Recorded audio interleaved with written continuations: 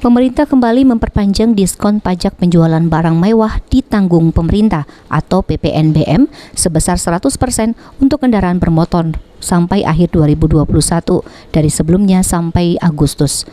Pelaku usaha otomotif menyambut positif perpanjangan PPNBM yang diberikan pemerintah ini karena sangat mendongkrak penjualan mobil di masa pandemi saat ini.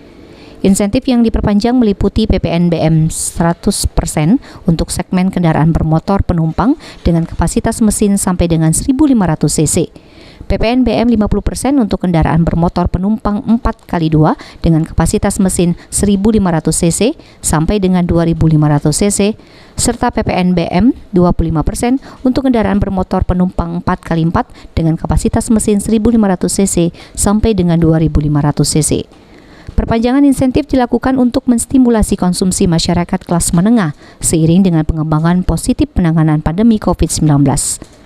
Menurut Kepala Cabang Auto 2000 Said Ali, semenjak ada PPNBM ini penjualan mobil berangsur membaik di masa pandemi ini. Masyarakat lebih tertarik membeli mobil karena ada potongan PPNBM dari pemerintah.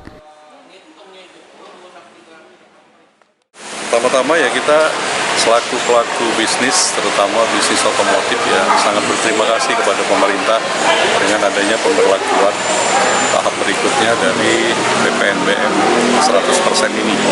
Dan kita berharap bahwa ini bisa mendongkrak perekonomian, mendongkrak bisnis, mendongkrak juga kebutuhan masyarakat yang mungkin sempat kemarin tertunda ya, atau kebutuhan yang memang sudah ada hitung-hitungannya, begitu tidak ada pemberlakuan jadi agak ini, dan sekarang mulai bagus lagi dan mulai bisa meningkat lagi. Kita berharap itu semuanya bisa berjalan sampai dengan akhir tahun ini.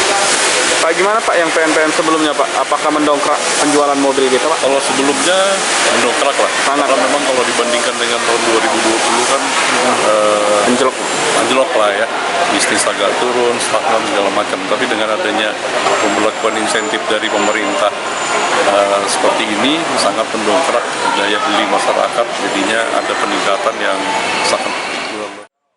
Irawan, PAL TV.